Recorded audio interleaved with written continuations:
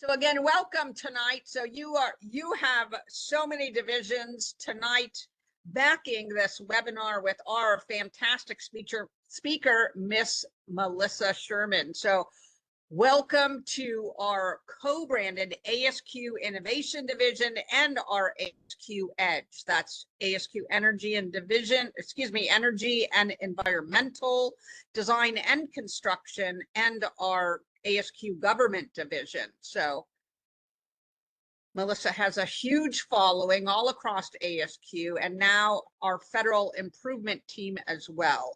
So for those who are not familiar with ASQ or may not be familiar with these different divisions, we are the voice of quality across the world with 26 plus divisions, 250 plus sections, and over 70 student branches around the globe. And you, again, are in the midst of having 4 of them sponsor Melissa's work tonight. We will, again, energy and environmental, design and construction, and our own government division. You can read what they're about. And if you have interest in learning more, at the end of our presentation, we'll go through and give you the contact information for those that you may want to follow up with later. So again, more fantastic speaker, Melissa Sherman, is going to be talking tonight about what's in it for me and why should I get behind your continuous improvement lean journey. She is a phenomenal speaker with regard to a high passion for continuous improvement, as well as really working cross-organizationally, as well as at different layers of our organization. So tonight, no matter what role you play within the organization, I know that Melissa will have a strong continuous improvement takeaway, as well as tips, tools, and techniques that she uses to get maximum support and maximum outcomes for her organizations. So you can see from her bio that she is a phenomenal speaker with a wide and deep expertise with regard to continuous improvement, change management, as well as lean methodologies. She has focused on deriving value in many different places of the organization as an analysis outcome itself, as well as really deep diving into the business processes that an organization has to understand how they can create sustainable value outcomes. So she is also very passionate about leading others on their continuous improvement lean journey. So I think you're in for a treat with regard to her holistic approach to doing this. And again, decades worth of experience, both in management, entrepreneurship, and across the engineering disciplines. You can read her phenomenal education background and also certifications in change management. So for those of you on the line, if you have a question for a speaker during the presentation, we ask that you please use the chat box. And again, contact information for our Edge partnerships will be at the end. So now we welcome to our virtual stage our phenomenal speaker, Miss Melissa Sherman. Thank you so much, and please take it away. Thanks so much, Rhonda. Just give me a second here and let me share screen. And so just so you know, the way lovely computers are set up, I will not be able to see chat. Oh, maybe I will. We'll see how it works here while we're going through this. So welcome, everyone. Tonight we're going to talk about WIFM, right? What's in it for me? Why should I get behind your continuous improvement or your lean journey? See if it will advance. There we go. So how many of you had actually heard this? You know, I have more than my fair share of things to do in my day job. And now you want me to do this Lean Six Sigma quality continuous improvement stuff? So what's in it for me? Why should I get behind your continuous improvement journey? It's one of the biggest challenges that I've seen in the workplace is the why. Why are we doing this?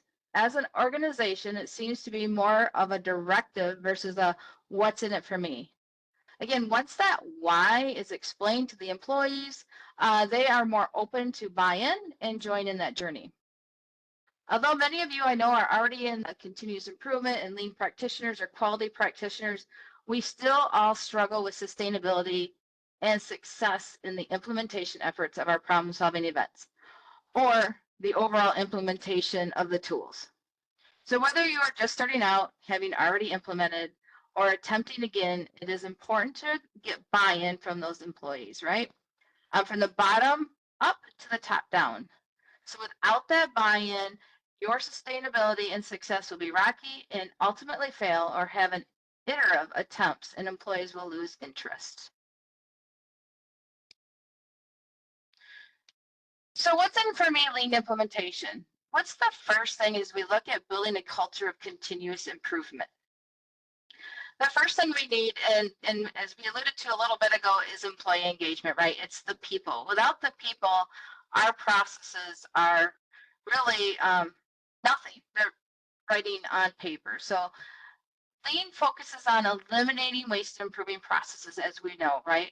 But by clearly communicating the personal benefits of lean practices, such as reducing workload, less frustration with inefficient processes, or that more meaningful work, employees are more likely to embrace and actively participate in lean initiatives.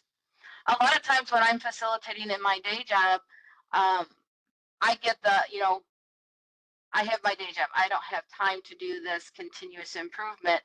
And I'll throw out there, geez, how many of you own a car?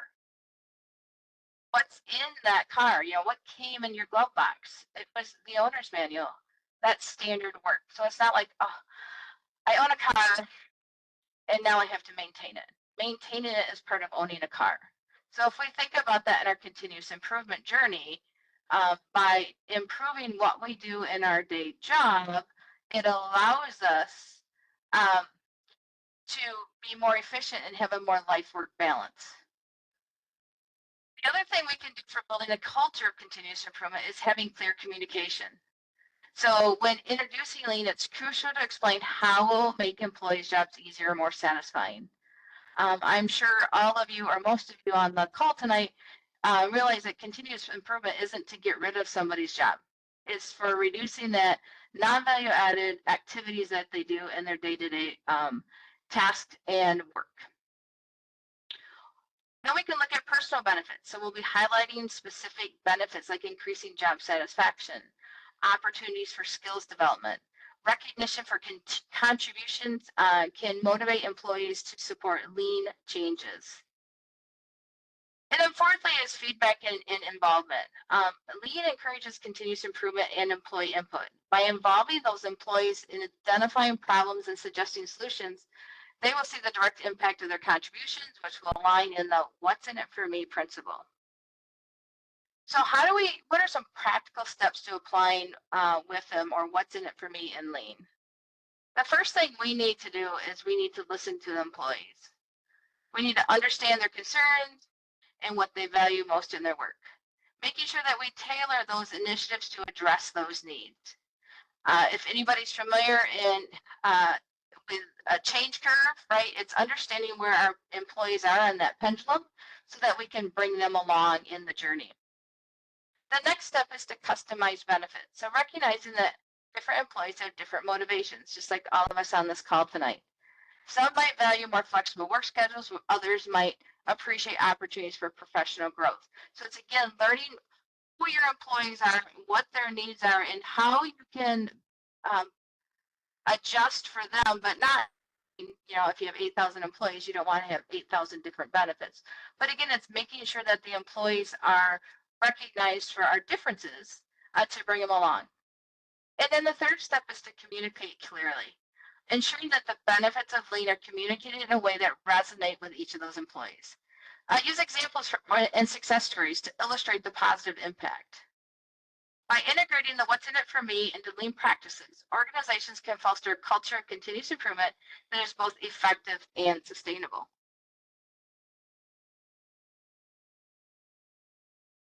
Why? How many of you Oh, and I just realized I read the last slide for here, so I apologize for that. I missed a slide on me. I was looking at the wrong not speaker notes, but the wrong slide here. So again, continuing on the building a continuous culture of continuous improvement. The culture of continuous improvement, Lean encourages a true mindset of change, right? In which problems aren't hidden, but instead become opportunities for evolution. Managers become engaged coaches who guide their people and find better ways to working. This attitude encourages engagement and a drive to do better. The main idea behind continuous improvement is that no process is perfect and that there's always room for improvement. Just like me in this slide this evening, right? I can always look for ways to improve how I'm presenting to the audience. The goal, though, of building that culture of continuous improvement is to squeeze out waste, optimize resources, and empower employees to make changes that improve the company's bottom line. Successfully managing continuous transformation requires 4 capabilities. We need to track our value. That's throughout the program, not just at the end. We need building roadmaps to turn a clear vision into quick, measurable outcomes. We need to orchestrate multiple initiatives that take into account interconnections. It is no longer possible to manage projects independently or sequentially. And then lastly, managing the people's experiences. Transformation burnout is a risk of getting buy-in and adoption of new ways of working remain key to transformational success.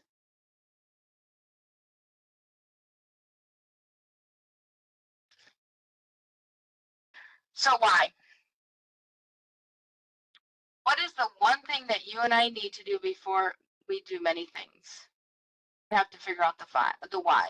That's not the 5 why problem solving, but why should I buy in? What is the intent of lean and continuous improvement? Where will I benefit from all of these flavor of the month, as we've heard? By giving the why, we're going to reduce cost, improve customer satisfaction, reduce cycle time, increase innovation, and stay ahead of the competition. Allows agility and adaptation to change and building resistance in the workplace. Why is continuous improvement important? Right, we know this, right? It's increased efficiency and productivity.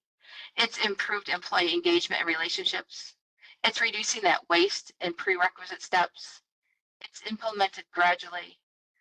And we get organizational buy-in with change agents implementing steps. Identifying value and waste, we track our performances, we focus on continual long-term improvement.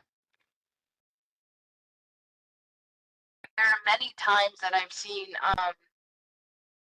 initiatives or problem solving done. We've come to a long-term countermeasure and it's rolled out to the employees and it's just go do. We didn't give the why and the how we changed it and how it's going to make their life-work balance even better. So now let's dig in a little bit more. What are some personal benefits for you as an individual on embedding and putting continuous improvement, joining that continuous improvement journey?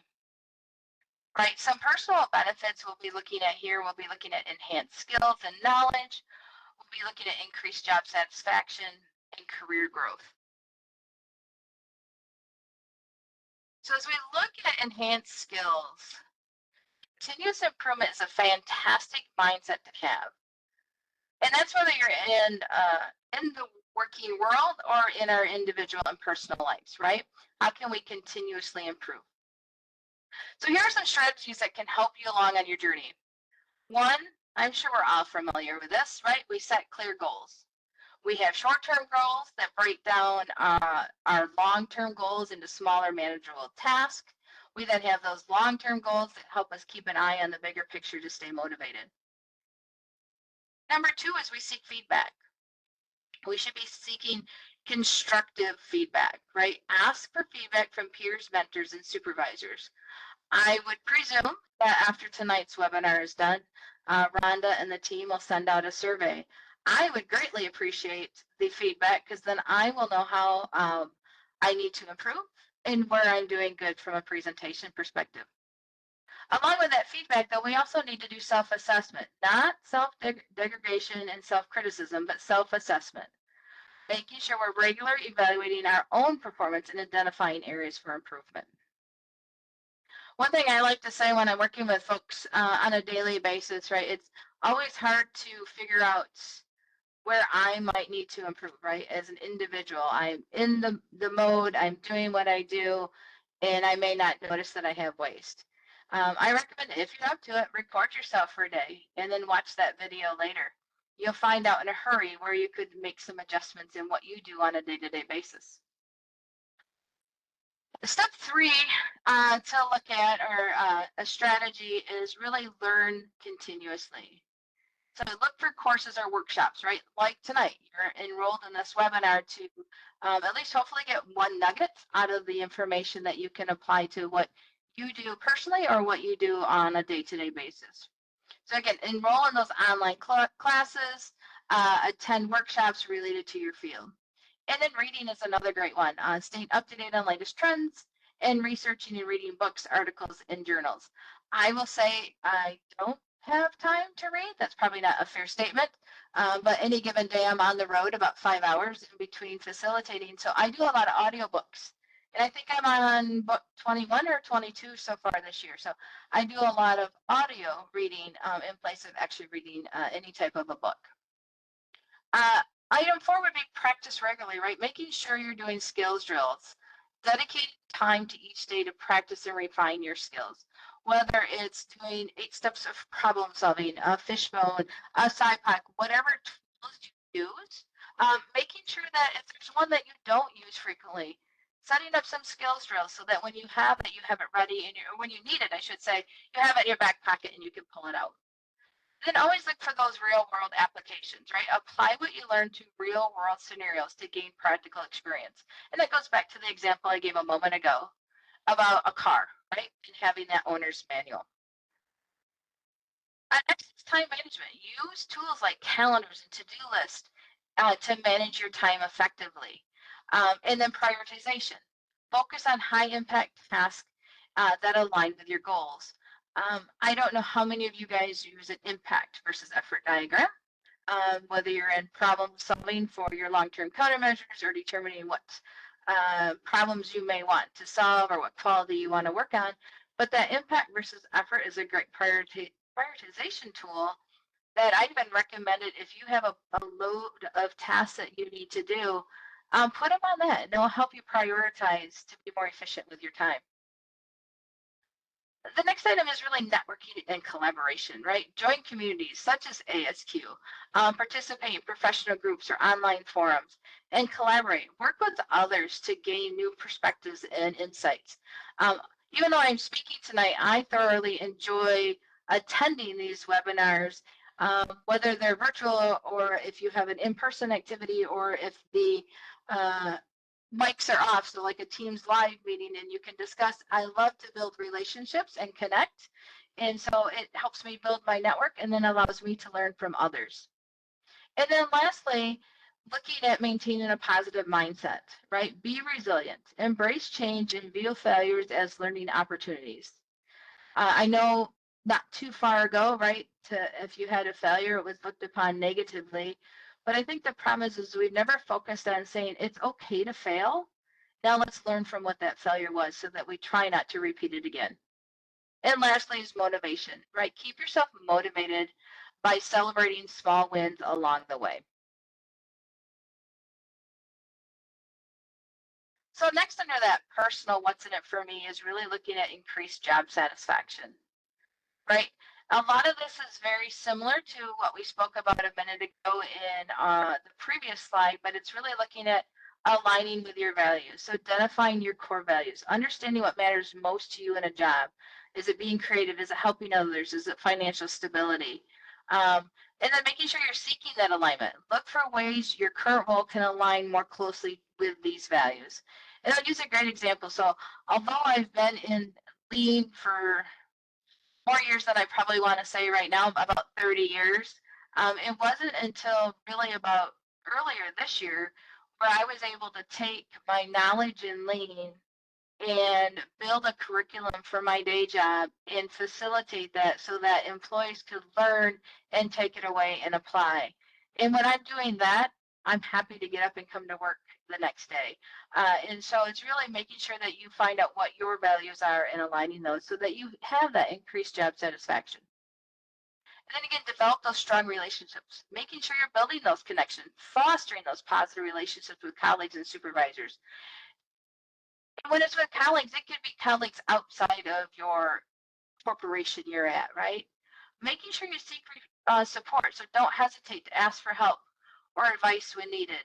I did a webinar about a year ago with KaiNexus, and it was on embedding change management into your continuous improvement. So how the PDCA and change management cycle work together. An individual seen it within the last few months. I had my LinkedIn contact on it, and we had a conversation today because she was struggling with embedding those two. And I'm more than happy to do that. So, right, so it's looking for that outside connections to help walk you through challenges. Making sure you're enhancing your skills, right? Professional development, as I mentioned in the previous one, right? Taking advantage of training opportunities and workshops. And then continuously learning, staying updated on the newest trends and technology.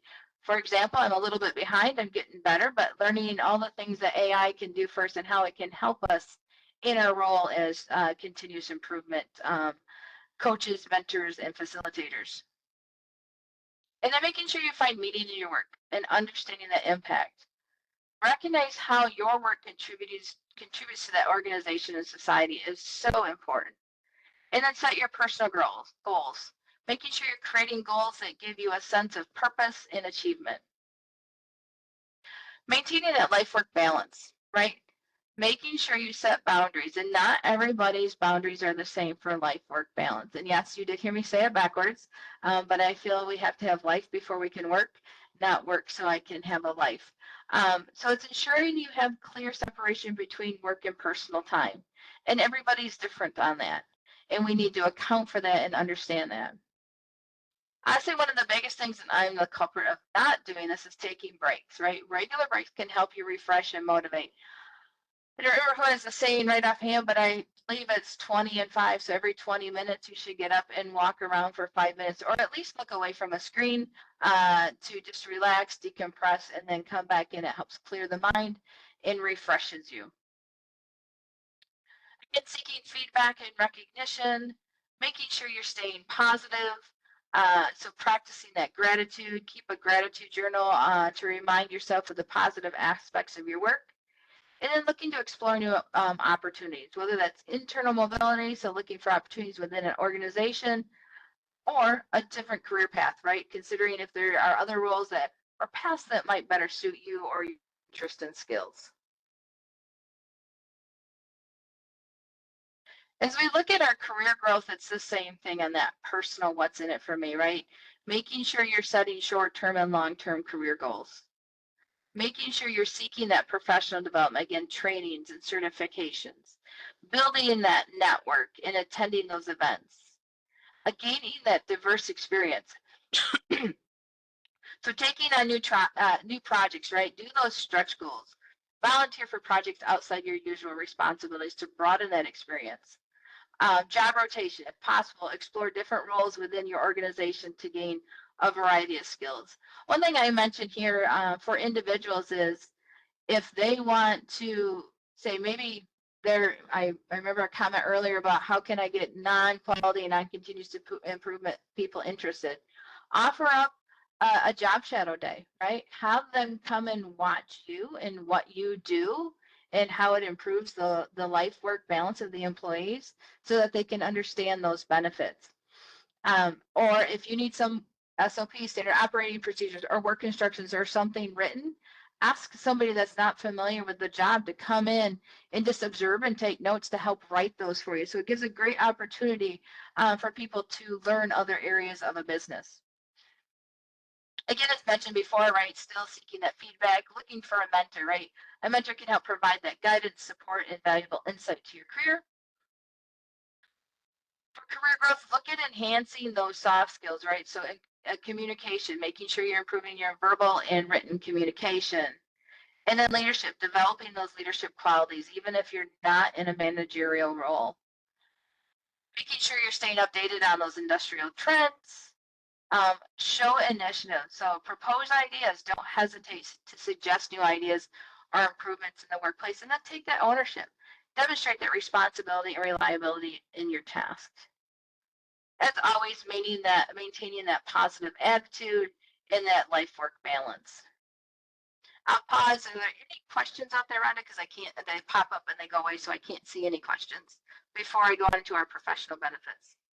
No, we didn't have any questions come in, but if this is a good pausing point for you, for those that are, newbies, or maybe those that are experienced, is there one tidbit that you would, let's just say, for those more experienced, because we might have some of those that are trying to put your principles into action, what would you advise them to do at this stage, career-wise?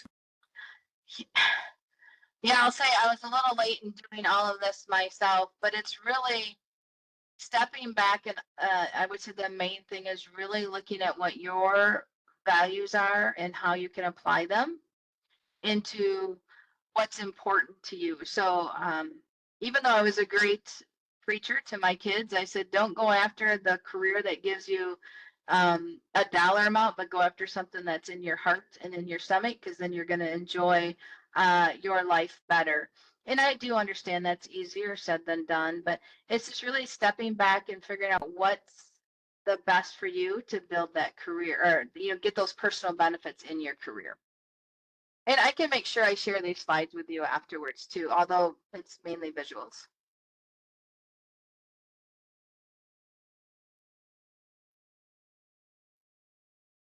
All right, well, we will move on to looking at what are the professional developments and benefits of joining in that continuous improvement journey.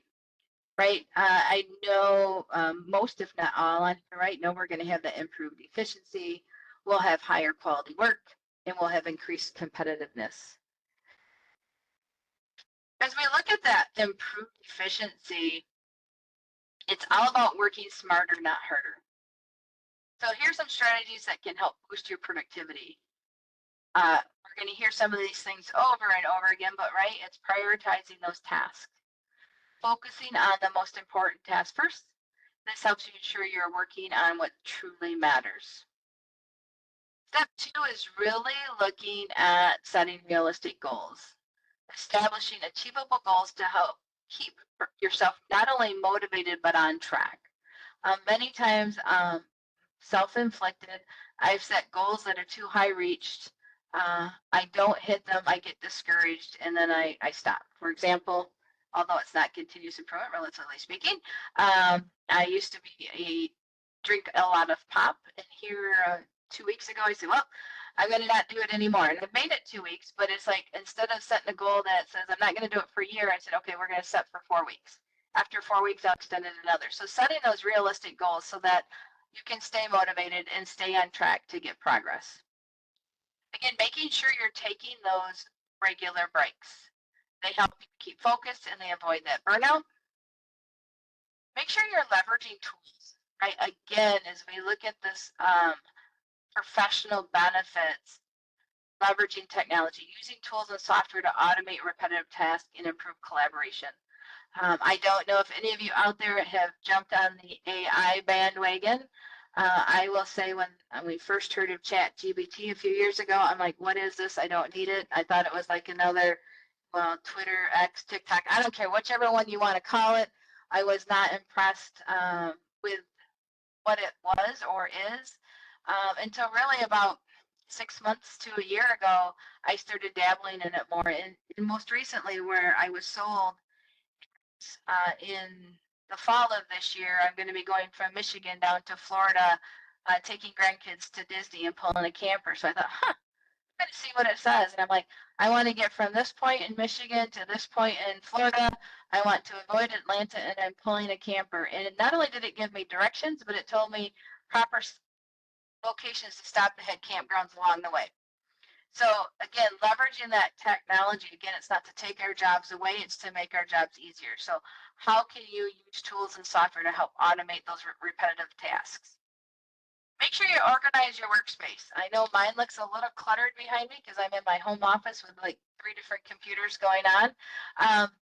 But tidy and organized workspace can help you stay focused and efficient. And I'll admit it is a little cluttered behind me. It's been a crazy week, specifically here in Michigan with weather. So I've been involved in the storm. I do work at a utility. And so tomorrow we'll get it all straightened up and cleaned up, but in keeping that organized. And then plan your day. Properly planning can help you manage your time better and anticipate potential roadblocks. And lastly, measure your time. Track how long tasks take to identify areas where you can improve in efficiency. Use your calendars to block out time. I know, again, that's easier said than done. I have the 12 to 1 blocked on my calendar. It says private, do not schedule over, and at least once a week somebody does. But again, it's setting up your time so you can watch and improve that efficiency and make yourself even better. I really like the diagram down in the lower area of operational excellence, right? It's having that employee engagement, process management, having strategy development, organizational planning, improvement initiatives, and performance initiatives.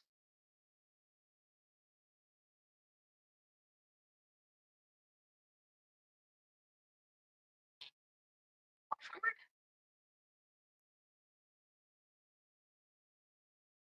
On.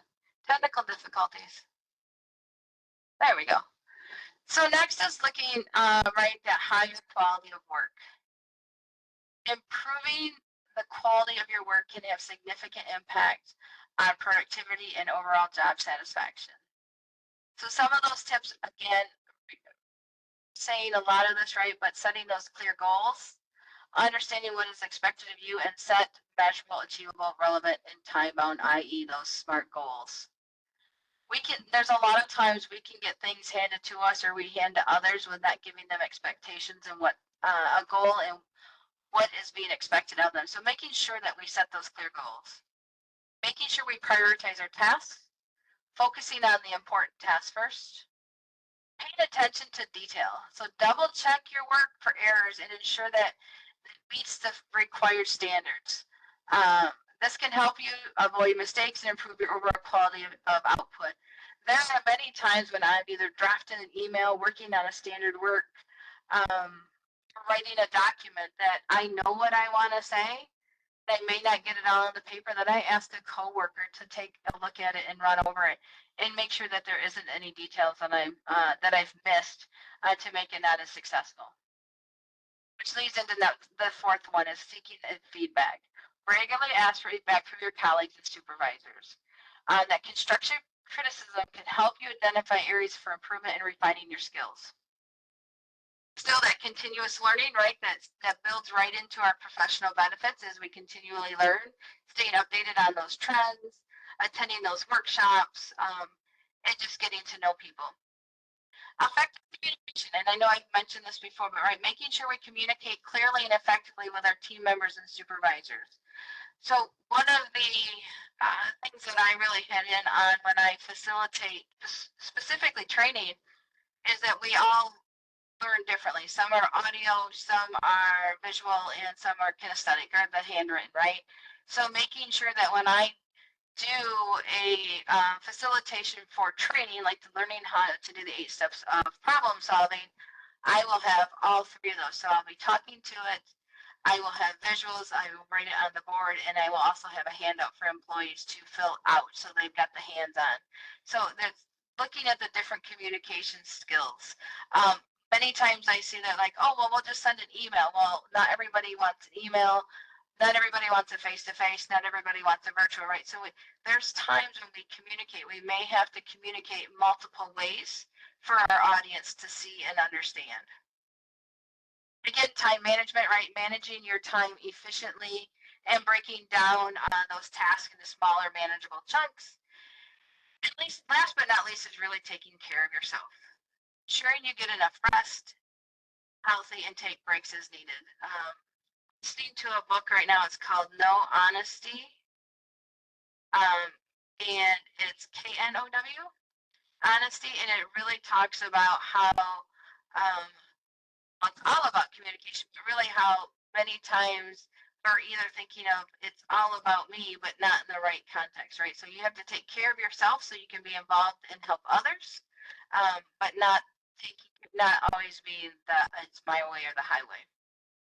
So as we think about this, by implementing these strategies, you can consistently produce high quality work and contribute positively to your team's success.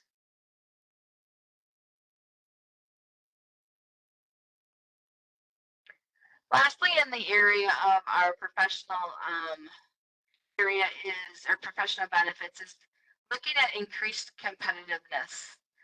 So this can refer to various contexts such as the economics, business, or personal development.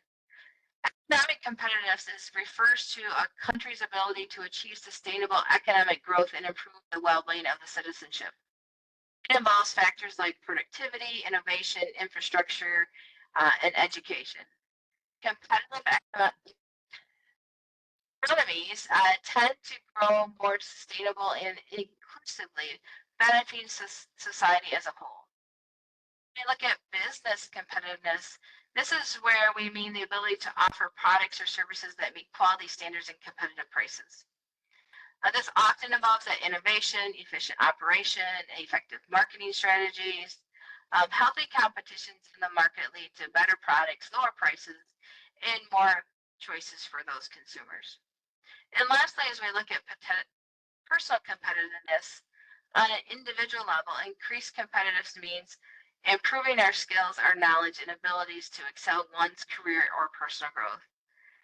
This might involve continuous learning, adapting to new technologies, and developing strong work ethics. So I really like Porter's 5 forces here, right? In the middle is that competitive rivalry of an industry. On our right side is bargaining powers of our customer versus the bargaining powers of the supplier on the left. And then looking at those on the top there, north area is threats to new entrants, and then those threats to substitute products. So it's just really, it's not competitive, and I'll just pick on right because this is ASQ Global versus ASQ Michigan, or not competing that way, or this utility against that utility. It's competitive so that we can give the best product to our customers and also giving those customers the choice.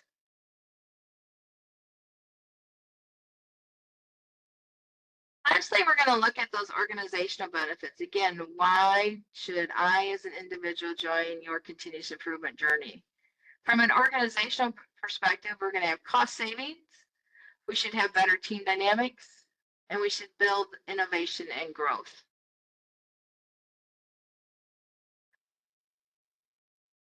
On that cost savings, right, continuous improvement is a systematic approach to enhancing our processes, services, and products through small incremental changes.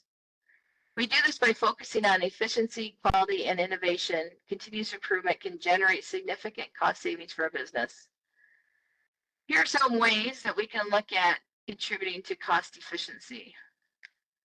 Process optimization, right? Looking at that waste reduction. So continuous improvement identifies and eliminates waste, such as overproduction, defects, unnecessary motion, excess inventory. We have savings, and I like to say in there just the opposite, not enough inventory, because if we don't have enough inventory, we'll be waiting. Saving material and operation costs.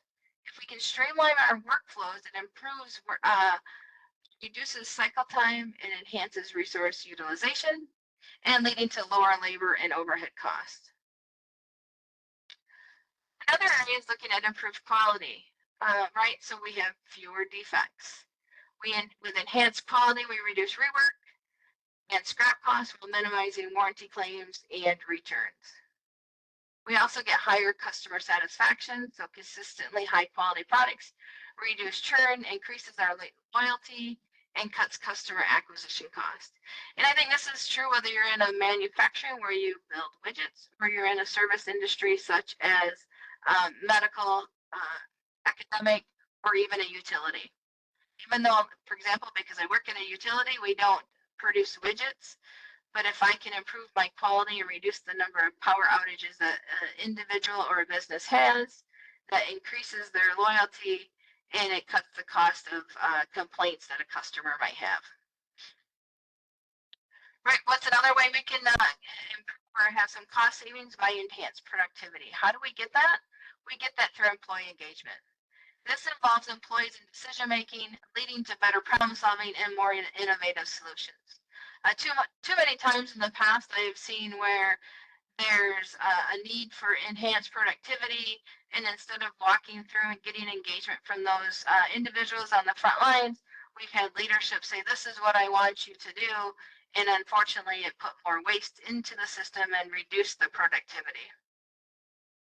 We can also enhance productivity, automate some of those repetitive tasks, assuming we went through and got rid of most, if not all of the waste first, because we don't want to automate a bad process. So by leveraging that technology and process updates, saves time and can reduce manual errors, which will then lower our labor cost. Another area we can do is energy and resource efficiency. So lowering our utility costs. Looking at optimizing processes often consume less energy and or materials. And then institute sustainable practices. So reducing resource waste aligns with sustainability goals and can apply for governmental incentives. Another area is that cost avoidance. So doing proactive maintenance. As a CI approach to equipment maintenance, minimizing downtime and preventive cost repairs. I was recently at a facility yesterday that makes powdered protein drinks.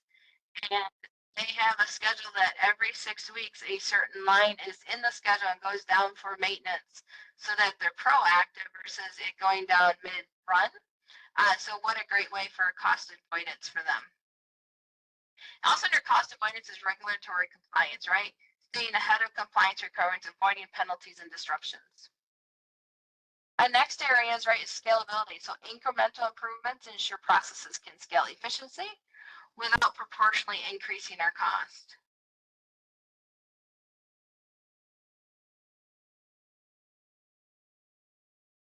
So how do we get better team dynamics, and how can we apply that to our organizational benefits? Improving team dynamics is essential for fostering collaboration, enhancing productivity, and achieving shared goals. Some areas and strategies in which you can do that is foster open communication. I will say it's hard to have open communication if there's not trust, right? But let's encourage transparency, creating an environment where team members feel safe, sharing ideas, concerns, and feedback. And then if you're on that receiving end, making sure you're actively listening, practicing and promote listening without interruption, ensuring everyone feels heard. And then doing those regular check-ins with your team. Hold consistent one-on-ones and team meetings to address any issues or concerns early on. Another area where you can improve the team dynamics is by establishing clear goal responsibilities and roles. So define roles, clearly outline which team member is responsible for reducing to reduce that overlap and confusion. And then making sure you're setting those expectations. Clarify how roles contribute to the team objectives and ensure everyone understands the group's goals. Next is building that trust, which goes right back up to the first one of open communication, right? Making sure we lead by example. Demonstrating trust can delegate tasks and avoid micromanagement. We can encourage vulnerability by allowing team members to express challenges without fear of judgment, and making sure we celebrate those successes, recognizing individuals and team contributions regularly. We used to, where I'm at, we would do a weekly culture call out, whether it was of a team member or of another business partner, celebrating different areas where they contributed and were successful in the week.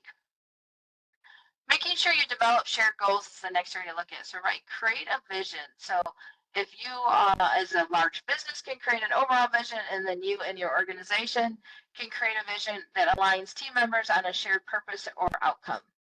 Making sure you set those SMART goals, and then making sure you're involving that team. Getting input from everyone when setting goals to increase those buy-ins. And lastly is emphasizing collaboration and inclusion. By having diverse perspectives, right, we encourage input from all team members, especially those who might be quieter. Recently, I got a certification, which I know it wasn't on that list, I don't believe, Rhonda, of psychological safety. And one of the things through that training that I've been implementing as I do meetings is it's called an inclusion booster. But basically what it says, when you're in a meeting, there's somebody that's not the facilitator, that's an inclusion booster, and they're tracking, relatively speaking, but making sure that everybody has a chance to speak up. So it's not just one or two people in the meeting that are dominating it. So again, making sure you get those diverse perspectives in there. Do team building activities, invest in exercise that strengthen relationships and improve understanding for each other's strengths. One thing that I really like to do here is I am an individual contributor, and I like to do random one-on-ones with my teammates just so that I can learn and build a relationship and understand them. So it's a great team building activity to do those peer-to-peer one-on-ones versus leadership down to individual contributor. And then look at conflict resolution, right? Addressing conflict constructively by focusing on solutions rather than on blame. Another area to build team dynamics is providing support and growth opportunities. So providing those areas for skills development, mentoring ships, feedback loops, right? Providing regular constructive feedback to open to receiving is it as well. Making sure you're creating that positive team culture, right? Celebrating that diversity, promoting life-work balance, and having fun. Lighthearted moments or shared humor can strengthen bonds. And making sure you use tools to enhance collaboration, right? So from a technology perspective, use platforms, whether it's if you can use Slack, there's Microsoft Teams, there's Trello, other areas to streamline communication and workflows. Making sure you have clear documentation, right? Ensuring team processes and decisions are well documented for clarity and future reference. And also that as people move on and out or retire, that you have that clear documentation. So when the next coworker comes in, they are set up for success. And then continually evaluate and adapt, right? Team feedback, conducting regular surveys or retrospective to gather insights on team dynamics, making sure you adjust those strategies, being willing to adapt based on what works and what doesn't work for your team. And again, celebrating the progress and success. The biggest thing here really in that team dynamics, whether you are an individual contributor or a leader, is leading by example is the key. Demonstrating the behaviors you want to see in your team, making sure there's respect, accountability, and enthusiasm go a long way in shaping our positive dynamics.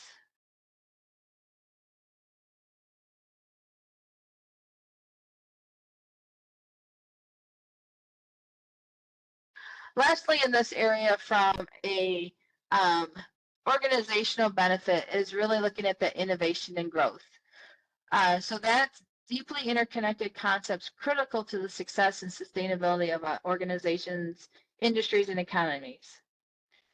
So innovation itself, the definition is innovation involves creating or improving products, services, processes, or business models to add value. It can range from those incremental improvements to groundbreaking breakthroughs. So you can have that product innovation where you have a new or improved good or service, a process innovation, so you're enhancing a product or delivery method. There's the business model innovation, right? So novel ways of capturing or delivering value, such as subscriptions and services, and then disruptive innovation that redefines industries, right? Think of example of the ride-sharing platforms. Some key things here is technology advancements, consumer demand shifts, competition, and global challenges like sustainability. Another area then in growth, really looking at growth referring to the expansion of an organization or economics output, revenue, or influence.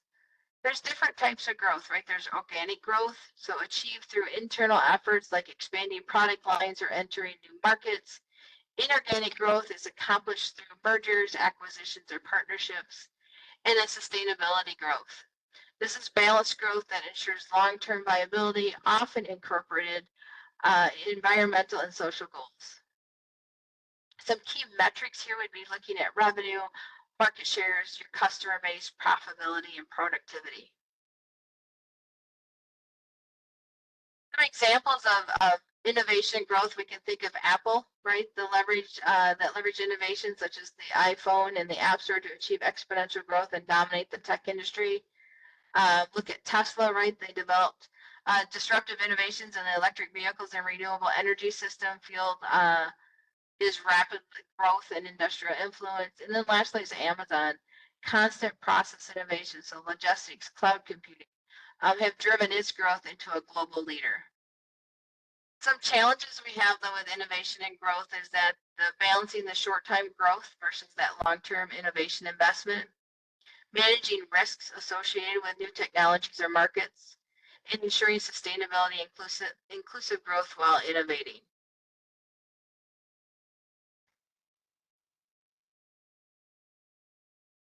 Next, I like to take a moment and with all of this talk through Kubler-Ross's change curve. So many times as we look at our personal benefits, our career benefits, and our organizational benefits, all of those have some type of change in them as you work through it. And so many times as we work as continuous improvement quality practitioners, we may have our blinders on, not intentionally that we're digging into problem solving and coming up with new solutions or new innovations, that we don't necessarily think about where the rest of the team is at on a change curve, because this is something new for them.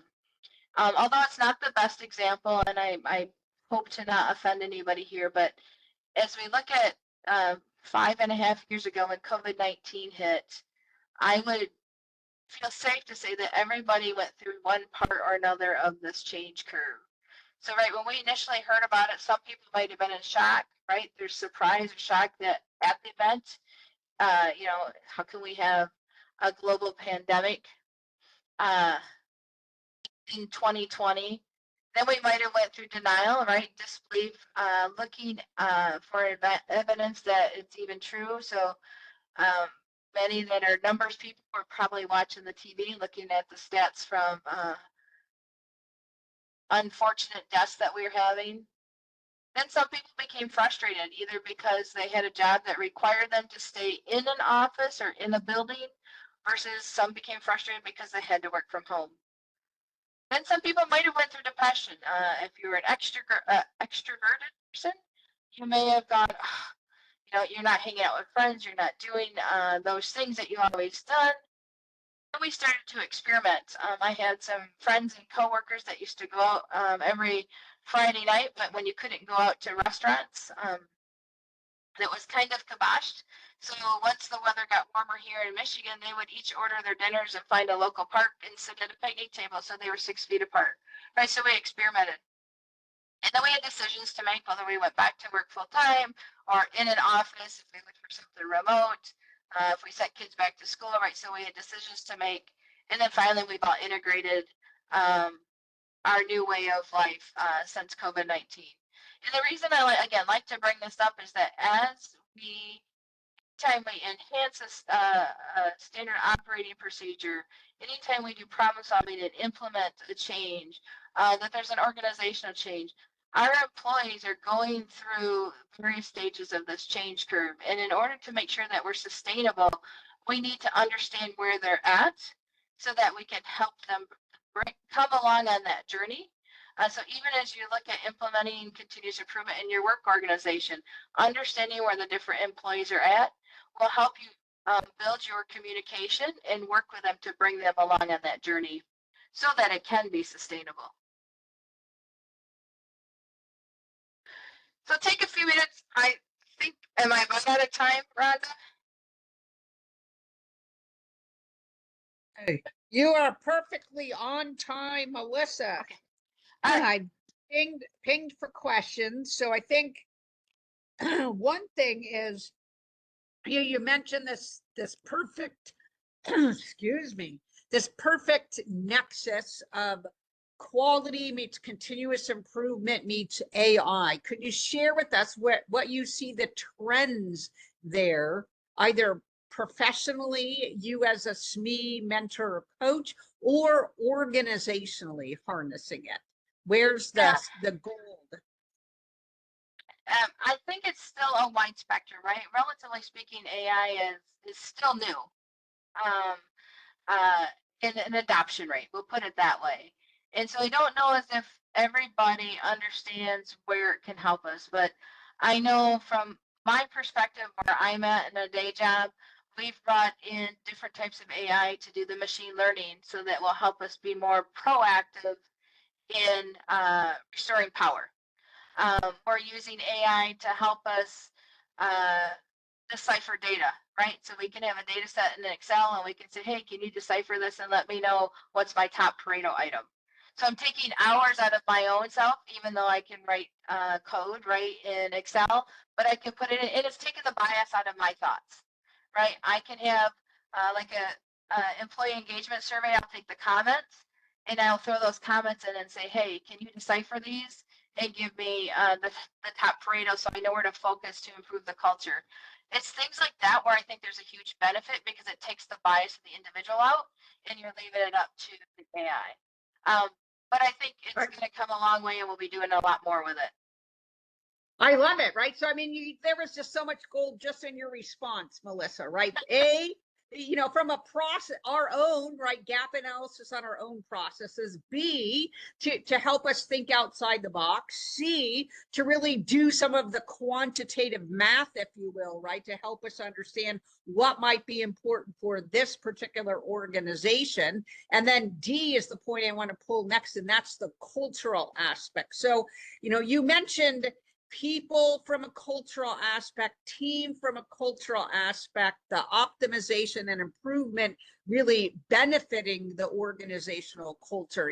How much of your work with organizations is in direct response to a cultural change thereafter, or for you really recognizing and elevating the cultural shifts that are occurring from your continuous improvement / change efforts? Yeah, I would say because I have the background in change and continuous improvement, I'm probably one of the few in my company that look at both sides of it. And sometimes it's hurt me because they're not happy when I'm like, hey, let's start a change on this now, not 2 days before implementation. But that's a whole nother conversation to have. But what I will say is when I've had the opportunity to go out and go to other businesses, it's fun for me to see the don't want to do this, right? And then after a week or two of working with them and throwing processes on the whiteboard, showing where, capturing their pain points and putting it on that impact versus effort to help them focus, the aha comes on going, oh, if I can do this and I understand the change, I can see where there's the benefit in what I do on my day-to-day job. And I love it. So I'll pull the thread on what you just said, because there, again, so much gold there, Melissa. The co-creation aspect of continuous improvement, right? Maybe you could leave us with a nugget of gold as to the merits there, please. I see the question pop up, so I'm going to ask you to repeat yours, and I got sidetracked. No, it's okay. Yeah. So I was saying there's a the co-creating power, right? You just mentioned in the response for the last time, affects the stickiness of change, affects the elevation of the improvement, and affects the duration or depth of the innovation. Can you talk to that a little bit for the attendee? Yeah, absolutely. So I'm going to say, unfortunately, I feel in my career that we've had, I'm going to call it silos. We have a silo that's change management. We have a silo, we'll call it psychological safety. We have a silo called culture, which could fall in that psychological safety. And then you have all of Lean, Six Sigma, DMAIC, right? Quality, all of those, and we feel they're individual, where in fact they're not, right? If we take a step back and look at how I embed my change management and look at my culture allows me to be more effective and sustainable in any of those quality continuous improvement areas. And unfortunately, I don't think as a whole that we really look at it that way. We look at them as one-to-one, and not collectively as I like to say a pile of spaghetti, right? They're all interwoven and make it very nice. We can say sweater, whatever you want, right? When they work seamlessly together, because the tools that we have in quality and continuous improvement are a tool to help us, but without the culture, really, again, right, the tool doesn't do us a whole heck of a lot. Exactly. Thank you. Because then you have the constraining factors, right, that are resisted. So thank you, Melissa. Let's give a round of applause to our phenomenal speaker, Miss Melissa Sherman, really bringing that diamond that is continuous improvement across people, process, and technology. Thank you so much for bringing your gold to us tonight. Again, this is a joint webinar with ASQ Innovation Division as well as our EDGE partners. And we are lucky enough to have our EDGE chair here tonight. I don't know if I can coax her off of mute. Miss Karen Douglas, we're recognizing you. And if you want to make an announcement to our attendees, now would be the time, ma'am. Going once, going twice. Yes, I just unmuted myself, Rhonda. Thank you for the invitation. Yes, it was an excellent presentation, and I really liked some of the points. I thought the discussion of the motivation and the especially toward the end, this Kubler-Ross change curve and tying it to COVID was just so enlightening. Thank you so much. I know it's hard to find something, but I know anybody that's at least 10 and older was affected and remember it more so than anybody else. And it's a great example to use and how everybody was affected differently by the COVID pandemic. Well, thank you again for offering our June event, and it was really memorable. Thank you. Thanks for having me. Well, again, everyone, this is Miss Karen Douglas, the chair, our EDGE chair for 2025. And you can see our phenomenal upcoming events that we will be hosting as well as many others. So we invite you to look at our My ASQ for each of the represented divisions. We invite you to our upcoming Synergy for Success Virtual Summit, 22 to 24 July, from data to discovery on August 22nd, and our partner event, Global Benchmarking, on September 19th.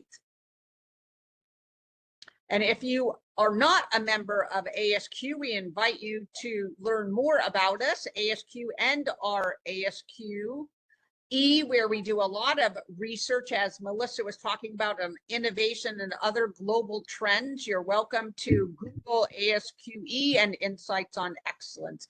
And then if you're interested in speaking or attending a future event, you can reach out to each of our chairs of our represented EDGE divisions, DCD, EED, Government, Mr. Raymond Crawford, Mr. Kevin Fahey, and Ms. Shruti Patel. So again, on behalf of our wonderful EDGE team, and again, our EDGE chair, Miss Karen Douglas, and our sponsoring ASQ Innovation Division, Melissa, thank you so much for a wonderful evening.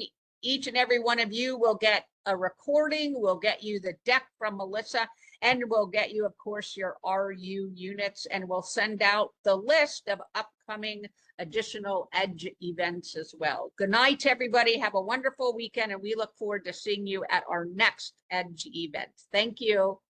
Yes, Thank you. thank you again. Thank you.